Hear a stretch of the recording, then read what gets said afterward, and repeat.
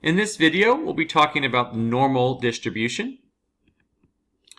One key component of the normal distribution is that the mean, median, and mode are all equal.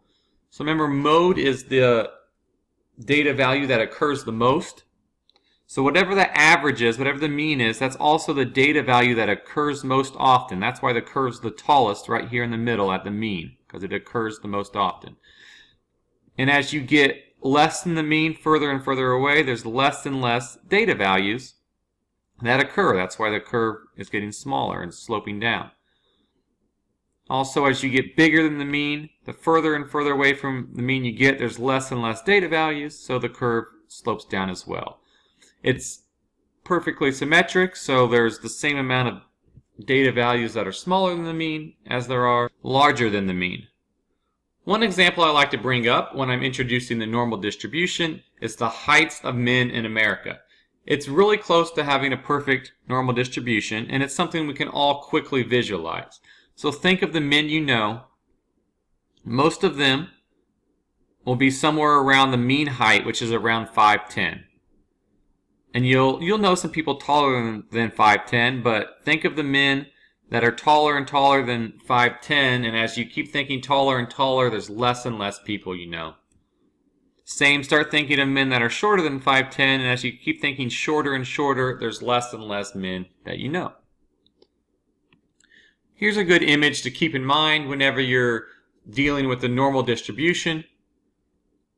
It's tallest in the middle because there's the most data values in the middle, and as the curve's getting shorter, there's less and less data values. That's why the curve is sloping down and getting shorter. Here are 3 examples of the normal distribution, and I just wanted to share this to talk briefly about how standard deviation is going to affect the way the normal distribution looks. Standard deviation is a measure of how spread out the data is. So if the standard deviation is relatively large, the data is going to be more spread out, like this black example here. The normal curve will look a little more squished and spread out with a large standard deviation. And as the standard deviation starts to get smaller, the data is going to be all clumped closer and closer together, less spread out, like the red example, and then even less spread out, like the green example here would have the smallest relative standard deviation. If you know the mean and the standard deviation of your normal distribution, you can find the probability of getting different results. And I'm going to show how to do that now in Excel. Building off the example I brought up earlier, were the heights of males in America. The mean is 5'10", and I don't have an extensive collection of data to verify this, but I'm going to say the standard deviation is around 4 inches. And you would have to gather a bunch of data to find the perfectly accurate mean and the perfectly accurate standard deviation. But these numbers will work well for my example. So the question we can ask is, what is the probability if we randomly selected a person that they're 5'6" or shorter?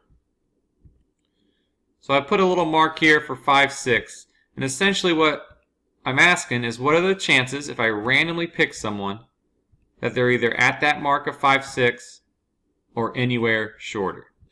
What are the chances that a randomly selected person falls in this shaded in area? You'll want to solve this using technology. Here I am in Excel. The formula is equals norm.dist, and then you have to type in some arguments. The first one's the data value you're looking for, which we said 5'6", which is 66 inches. Then you type in the mean, the standard deviation, and you put true at the end. So equals norm.dist, 66, our mean was 70, our standard deviation was 4. And when you actually put that equal sign in front, Excel will calculate the probability for you. So the probability of randomly selecting someone 66 inches or less is 0.15866. Do a couple more examples. What would be the probability of randomly selecting someone 70 inches or less? So 5'10", 70 inches. So I would come back here and I would need to put a 70 in for my first argument there. Equals norm.dist and then 70. and you get 0.5 or 50%. And that should make sense since this is a symmetric distribution. If we're right at the mean, we have a 50-50 chance of being at the mean or less. Let's do one more. What's the chances of 75 inches or less? And if you think about this, this should definitely be larger than 50% because you can see more than 50% of the distribution is shaded in. So 75 inches or less will come in and you type a 75 for your first argument there. And you get a little more than 89% chance, so 0.89435. Now what if you wanted to flip that around and think 75 inches or more? So what about this little part over here? You need to think about the complement rule from probability. If you had this chance of being 75 inches or less, then you're going to have 1 minus that chance of being 75 inches or more. So 1 minus A4 here. And when you use the equal sign, it'll actually calculate that for you. So if you have this chance of being 75 inches or less, then this is your chance of being 75 inches or more. So here's a summary of the rules you'll need to keep in mind when using Excel. If you're finding the probability of a data value or less, just type in equals norm.dist. If you're doing a data value or more, do 1 minus that norm.dist formula. And then there's two other situations you need to be ready for. One is the probability of being in between two data values. Let's say I wanted to find the probability that a randomly selected person was in between 66 and 74 inches tall. Well, I can use Excel to quickly find the probability that they're 74 inches or shorter. I would just put 74 as the first argument, and there's the probability of being 74 inches or shorter. Now what I really wanted was in between 66 and 74, so essentially I need to get rid of this tail over here. So if I don't pay attention to that, I'm not paying attention, I'm subtracting the probability of being 66 inches or shorter. So if I wanted to do 66 inches or shorter, I would use the equals norm.dist equation here in Excel, and there's the probability of being 66 inches or shorter. And so that's what I need to subtract away. So I subtract away that tail, and then I'm just left with the probability of being in between the two numbers. So you would take that first answer you got and subtract away the tail, and there's the probability of being in between the two numbers. And the last calculation you may need is the probability of being in two tail ends. So for this example, I'll be doing 66 inches or less, or 76 inches or more. And just use the things I've already discussed and use addition. So for the probability of 76 inches or more, you need to use 1 minus norm.dist with 76 in there.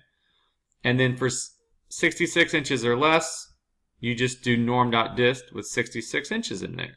And so those are the probabilities of each tail respectively. So if you're trying to combine those, you just do addition. So A1 plus B1, A2. A1 plus A2, add those probabilities up, and that's the probability of being in either one of those tail ends. And the last thing I want to talk about in this video is z-scores. A good way to think about a z-score is it's a measurement of how far away from the mean that a value really truly is. Here's how you calculate it. So how far is 66 away from the mean? Well, it's 4 less than 70. 66 minus 70 gives you -4. But in terms of standard deviation, that's just one standard deviation below the mean, because 66 is 4 less than 70. And the standard deviation is 4. So our z-score is telling us how many standard deviations away from the mean our value is. What's the z-score for 76? Well, 76 minus 70 is 6, but in terms of standard deviation, when we divide by the standard deviation, we get 1.5. So 76 is 1.5 standard deviations above the mean. So everything I've showed you so far in Excel using the norm.dist function, you can also do with the standard normal distribution, which relies on z-scores. So the norm.dist, that's what we've been going through in this video. You have to type in the mean, you have to type in the standard deviation. If you use the standard normal distribution, it means you know the z-score. And so, for example, 76, the z-score was 1.5. You just put the z-score in true, and you get the same exact result as you do using the norm.dist equation. And to wrap up, you may need to work backwards sometimes where you know the probability you're looking for and you want to see what data value has that probability.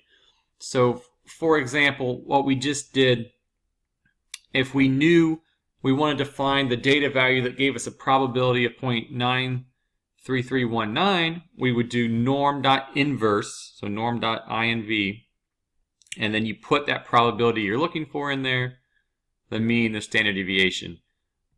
You can, if you're using the standard normal, norm.s.inverse, it gives you back the z-score. When you do norm.in, it gives you back the actual data value. And so that's a little bit less than 76. That would round to 76. This one would round to 1.5. The reason why it's a little off is because this value here is rounded. You see, if we actually expand out here, we rounded when we cut it off at 0.93319. How do you fix that? Use cell reference. So here, instead of typing it in, if I would hit A12, we should get exactly 76 back. And again, right here, I'll use cell reference. We'll reference that exact probability in A13. So what's the z-score that's going to give me this probability? Norm.s.inverse with the cell reference, and it gives me that 1.5 as the z-score that would give me that probability.